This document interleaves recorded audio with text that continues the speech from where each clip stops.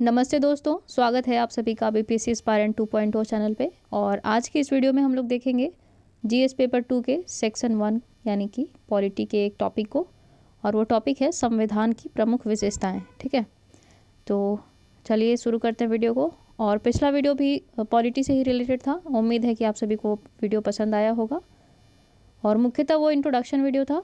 आज से हम लोग देखेंगे जहाँ से प्रश्न पूछे जाने की संभावना है। ठीक है, और अपना पेन और पेपर साथ में लेके चलें आप लोग, अगर पॉसिबल हो तो नोट्स भी बनाते चले वीडियो पॉज करके। ठीक है, चलिए देखते हैं कि क्या लिखा हुआ है। आज़ादी के बाद जब शासन व्यवस्था के संचालन का संपूर्ण भार भारतीयों पर आया, तो सबसे बड़ी तात्कालिक व दीर्घकालिक चुनौती यही थी कि कैसे एक नव स्वतंत्र देश को संगठित रखते हुए एक सुखद भविष्य के निर्माण की दिशा में कदम उठाए जाएं। उस वक्त क्या था, एक तरफ तो देश सांप्रदायिक दंगों व विभाजन की त्रासदी से जूझ रहा था, तो दूसरी ओर उसे जाति प्रथा तथा लैंगिक भेदभाव जैसी कुरीतियों से भी निपटना था।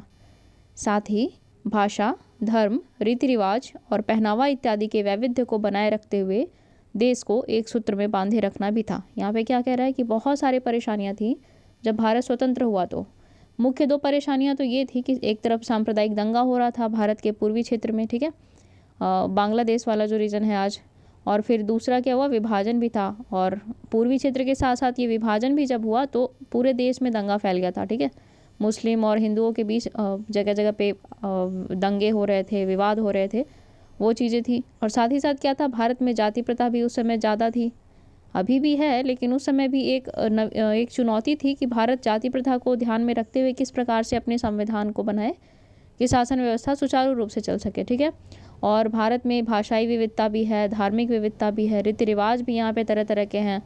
तो यही सारी चीज़ें थी जिसे ध्यान में रखकर संविधान को इस तरह से फ्रेम किया गया कि भारतीय जो है वो एक बन के रहे, भारत की एकता सर्वोपरि हो। ठीक है, तो ये एक प्रमुख चुनौती थी। आगे है कि तो भारतीय राष्ट्रीय आंदोलन के आदर्शों के अनुरूप शासन व्यवस्था का स्वरूप भी निर्मित करना था। इन सब चीज़ों के बावजूद क्या करना था, तो राष्ट्रीय आंदोलन में जिन आदर्शों को हमने देखा था, जिन आदर्शों पर कार्य किया गया था, उसके अनुरूप संविधान का निर्माण करना था। अगर हम भारतीय संविधान को देखें तो प्रत्यक्ष तथा परोक्ष रूप से इसकी बनावट इन्हीं संदर्भों के इर्द गिर्द दिखाई देती है। ठीक है, अब हम लोग देखते हैं भारतीय संविधान की प्रमुख विशेषताएं। अगर पेन और पेपर आप लेके बैठे हैं तो ऐसे ही एक टॉपिक डालिए और उसके चारों ओर इसकी विशेषताओं को ऐसे करके लिख दीजिए। ठीक है, बहुत सारे लोग कमेंट सेक्शन में पूछते रहते हैं अपने नोट्स दिखाइए, या फिर हम कैसे बनाएं, हमें समझ ही नहीं आ रहा। तो बता तो रही हूँ मैं वीडियो में कि कैसे नोट्स बनाना है। ठीक है, तो यहाँ पे पहले आप देखिए, ये टॉपिक डालिए भारतीय संविधान की प्रमुख विशेषताएं, उसमें आप लिखेंगे सबसे लंबा व लिखित संविधान, फिर बाकी जो चीज़ें हैं नम्यता एवं अनम्यता का मिश्रण, ये सारी चीज़ें आप लिखते चलेंगे। ठीक है, तो नोट्स बनाना कैसे है ये भी मैं शेयर कर रही हूँ वीडियो में, हेल्पफुल है ये वीडियो। ठीक है, और ज़्यादा परेशान नहीं होना है, आपके नोट्स आपको हेल्प करेंगे आगे। ठीक है, चलिए अब वीडियो देखते हैं हम लोग कि क्या है आगे। भारतीय संविधान की प्रमुख विशेषताएं, तो ये है सबसे लंबा लिखित संविधान है यह विश्व का सबसे लंबा लिखित संविधान है। भारत का जो संविधान है विश्व में सबसे लंबा लिखा हुआ है, और मूल संविधान में कुल 395 अनुच्छेद, 22 भाग और 8 अनुसूचियाँ थी। ठीक है, और वर्तमान में क्या है, तो वर्तमान में 22 भाग, 395 अनुच्छेद तथा 12 अनुसूचियाँ हैं। ठीक है, 395 अनुच्छेद ही हैं, याद रखिएगा। आगे है कि नम्यता एवं अनम्यता का मिश्रण है। ये कैसे है भाई, तो भारत का संविधान न तो लचीला है और न ही कठोर, बल्कि दोनों का समन्वित रूप है। तो समन्वित कैसे है, तो आर्टिकल 368 क्या कहता है, ये संविधान संशोधन की बात करता है, अनुच्छेद 368। और तो किस प्रकार के करता है, तो पहला तो हो गया विशेष बहुमत, और दूसरा हो गया विशेष बहुमत और कुल राज्यों के आधे से अधिक राज्यों द्वारा अनुमोदन। ठीक है, वैसे तो संविधान संशोधन 3 तरीकों से होता है, लेकिन पहला जो है अर्थात साधारण जो बहुमत होता है उसको हम लोग आर्टिकल 368 के तहत काउंट नहीं करते हैं। ठीक है, जब आप लोग पढ़ेंगे या फिर जब मैं वो वीडियो डिस्कस करूंगी अनुच्छेद 368 अर्थात संविधान संशोधन के प्रावधानों को, तो वहाँ पे जिक्र किया जाएगा कि साधारण बहुमत से जो भी विधेयक पास होते हैं वो संशोधन तो होते हैं, लेकिन वो आर्टिकल 368 के तहत संवैधानिक संशोधन नहीं माने जाते हैं।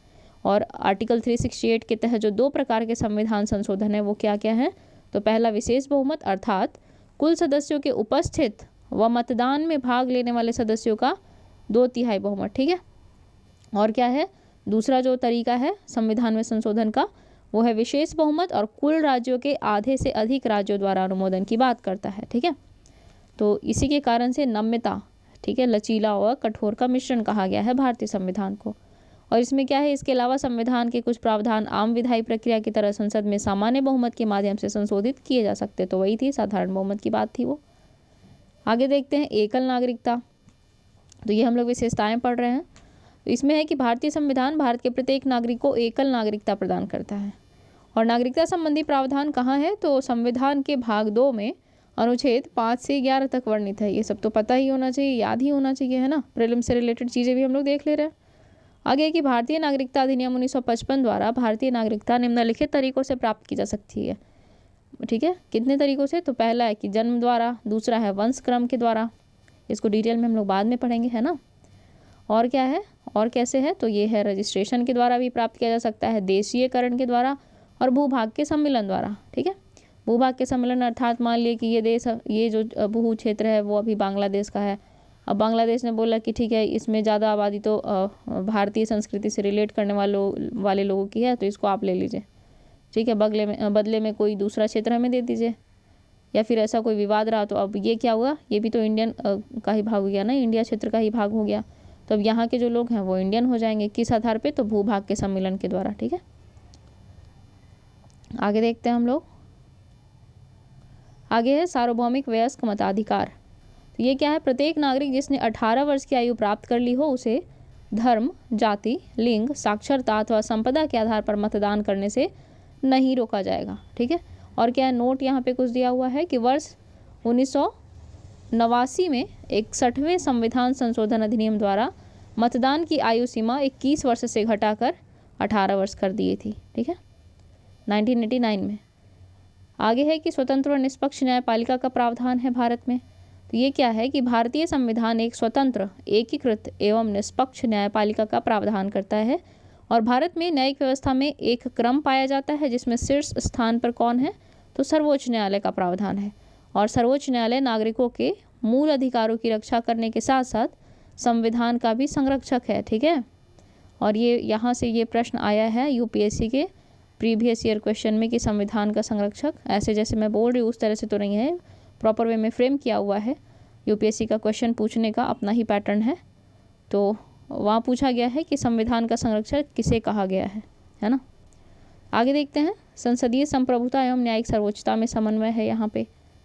संसदीय संप्रभुता और न्यायिक सर्वोच्चता तो क्या है, भारतीय संसदीय प्रणाली ब्रिटिश संसदीय प्रणाली से अलग है। सर्वोच्च न्यायालय एक और न्यायिक समीक्षा की शक्तियों के माध्यम से असंवैधानिक कानूनों को अवैध घोषित कर सकता है, वहीं दूसरी ओर संसद अपनी संवैधानिक शक्ति के माध्यम से संविधान के भागों में परिवर्तन अथवा संशोधन कर सकती है। ठीक है, तो ये अपने आप में एक विशेषता है।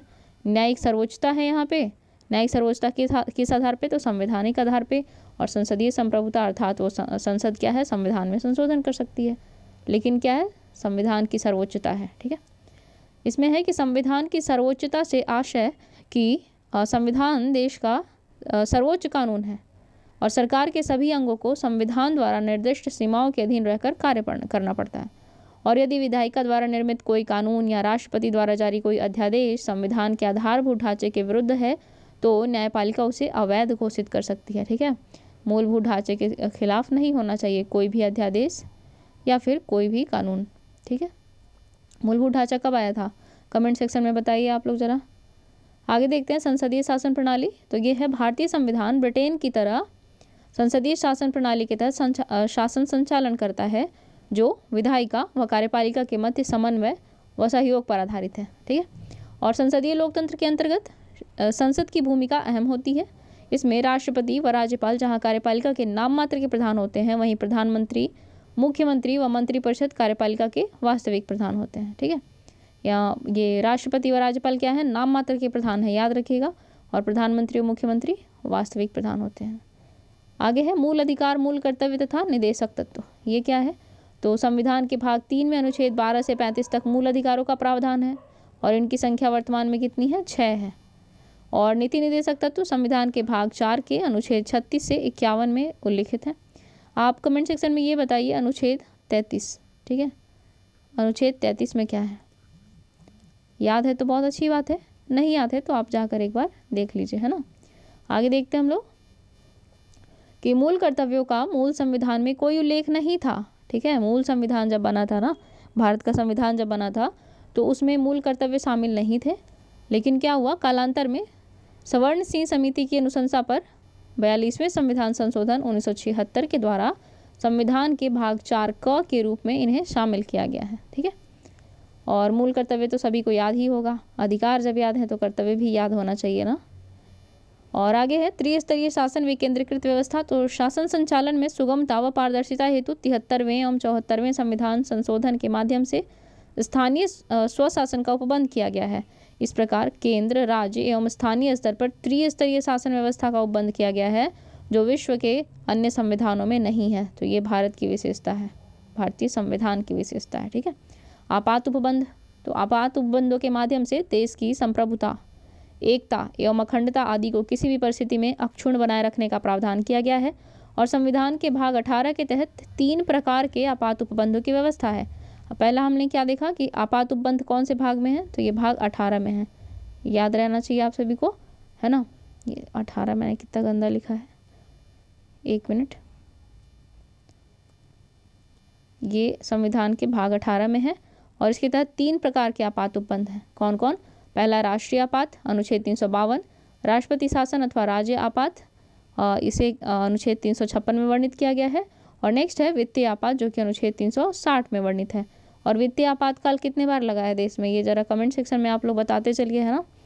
और यहाँ पे एक और चीज़ है कि आपात उपबंध जो है, तो यहाँ से कि आपातकाल के दौरान मूल अधिकारों का जो निलंबन होता है, ये प्रावधान भारतीय संविधान में जर्मनी के वाइमर सिद्धांत से लिया गया है। ठीक है, एक फैक्ट मुझे याद आया तो मुझे लगा शेयर कर देना चाहिए आप सभी के साथ। आगे है पंथ निरपेक्ष राज्य। तो ये क्या है कि 42वें संविधान संशोधन 1976 के द्वारा भारतीय संविधान की प्रस्तावना में पंथ निरपेक्ष शब्द जोड़ा गया। ठीक है, अच्छा खासा पीटी फैक्ट मिल जा रहा है आपको। और पंथ निरपेक्षता से क्या तात्पर्य होता है, तो सरकार द्वारा ऐसी कोई नीति न अपनाए जाने से है जो किसी व्यक्ति के धर्म के आधार पर भेदभावकारी हो। और भारत एक पंथ निरपेक्ष राज्य है जहाँ पंथ निरपेक्षता के सकारात्मक स्वरूप को अपनाया गया है, न कि नकारात्मक स्वरूप को। ठीक है, और संविधान के अनुच्छेद 25 से 28 में नागरिकों को प्रदान की गई धार्मिक स्वतंत्रताएं इसके पंथ निरपेक्ष स्वरूप का ठोस प्रमाण है। ठीक है, आपसे अगर पूछा जाए कि भारत एक पंथ निरपेक्ष राज्य है तो इसका प्रमाण दीजिए, तो आप अनुच्छेद 25 से 28 पकड़ा देना। ठीक है, जाओ भाई पढ़ लो 25 से 28, नहीं पढ़े हो तो जाके मूल अधिकार पढ़ो पहले, फिर बात करना, है ना।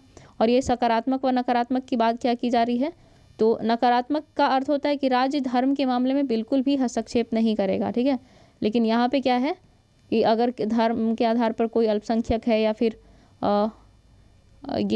किसी भी विशेष कार्य या प्रयोजन के लिए या फिर किसी अल्पसंख्यक वर्ग के लिए सरकार कुछ कार्य कर सकती है। ऐसा नहीं है कि एकदम से सरकार किसी राज्य के प्रति कोई भी कार्य अगर हो रहा है या समाज में वैसी विकृतियाँ उत्पन्न हो रही है तो सरकार वहाँ पे अपना वो तटस्थ भाव नहीं अपना सकती वहाँ पे। ठीक है, अब है संघात्मक संविधान किंतु एकात्मकता की ओर झुकाव। इसमें क्या है, भारतीय संविधान का अनुच्छेद 1 भारत को एकात्मक राज्य घोषित करता है। साथ ही भारतीय संविधान में संघात्मक प्रणाली के 3 प्रमुख लक्षण हैं, जिनमें लिखित संविधान, सर्वोच्च व स्वतंत्र न्यायपालिका तथा केंद्र एवं इकाइयों के मध्य शक्तियों का स्पष्ट विभाजन शामिल है। ठीक है, एकात्मकता की ओर झुकाव की यहाँ पे बात हो रही है तो वो दिखा रहा है। और आगे देखते हैं हम लोग,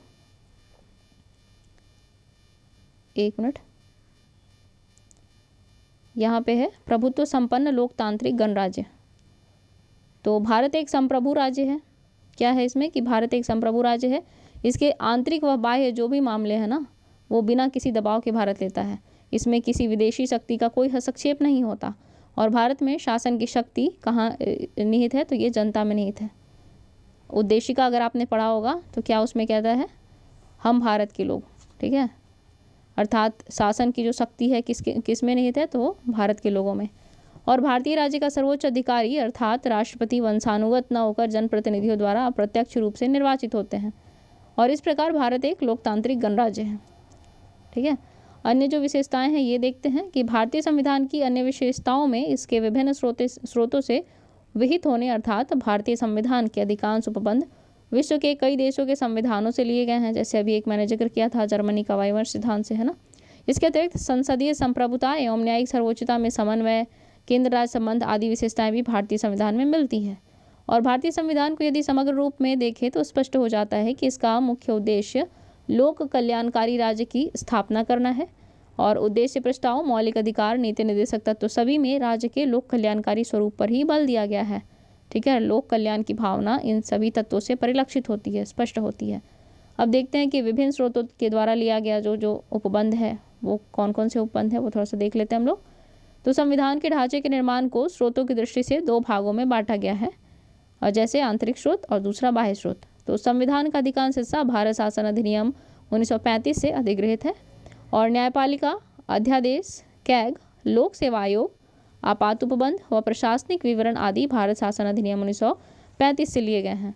और संविधान में लगभग 200 अनुच्छेद डायरेक्ट भारत शासन अधिनियम 1935 से उठाए गए हैं। ठीक है, आगे है कि संविधान निर्माण में अनेक देशों के उपादान भी ग्रहण किए गए, जिसे हम निम्न प्रकार से समझ सकते हैं। कौन कौन से है ये? तो भारतीय संविधान पर अन्य देशों से ग्रहण किए गए स्रोतों का विवरण दिया हुआ है। इधर एक साइड देश दिया हुआ है और दूसरी ओर क्या है, प्रावधान दिए हुए हैं कि उस देश से कौन सा प्रावधान लिया गया है।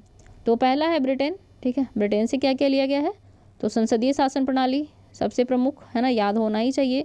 संसदीय विशेषाधिकार, विधि का शासन, संवैधानिक रूप से राष्ट्रपति की स्थिति, विधायी प्रक्रिया, एकल नागरिकता, चुनाव में सर्वाधिक मत के आधार पर जीत की प्रक्रिया। ठीक है, first past the post system, और फिर मंत्रिमंडल प्रणाली और परमाधिकार लेख। ये सब कहाँ से लिए गए हैं? ये सब लिए गए हैं ब्रिटेन से। और अमेरिका से क्या लिया गया है ये भी हम लोग देखते हैं। तो मूल अधिकार और न्यायिक पुनर्विलोकन, संविधान की सर्वोच्चता, निर्वाचित राष्ट्रपति व महाभियोग वहीं से लिया गया है, अमेरिका से ही। और उपराष्ट्रपति का पद भी यहाँ संयुक्त राज्य अमेरिका से ही लिया गया है। और ये न्यायिक पुनर्विलोकन अमेरिका में मार्बरी बनाम मेडिसन नामक एक वाद था, तो उसमें पहली बार इसका जिक्र हुआ था न्यायिक पुनर्विलोकन का। तो वहीं से ये कॉन्सेप्ट आया है और संयुक्त राज्य अमेरिका से ही भारत ने इसे लिया है। ठीक है, अब देखते हैं कनाडा से क्या क्या लिया गया है। तो एक सशक्त केंद्र के साथ अर्ध संघ सरकार का स्वरूप, अवशिष्ट शक्तियाँ केंद्र के पास, ये भी वहीं से कनाडा से ही लिया गया है। और शक्ति विभाजन किनके बीच? संघ एवं राज्यों के बीच। राज्यपाल की नियुक्ति, उच्चतम न्यायालय का परामर्श एवं न्याय निर्णयन भी कहाँ से लिया गया है? कनाडा से लिया गया है। ठीक है, आगे है आयरलैंड से भी बहुत सारी चीज़ें ली गई हैं। क्या क्या है भाई? तो पहला तो है कि राज्य के नीति निर्देशक तत्व, इसमें तो किन्हीं को कोई आपत्ति ही नहीं है, हर किसी को याद है, बच्चे को याद है कि नीति निर्देशक तत्व कहाँ से लिया गया है? आयरलैंड से।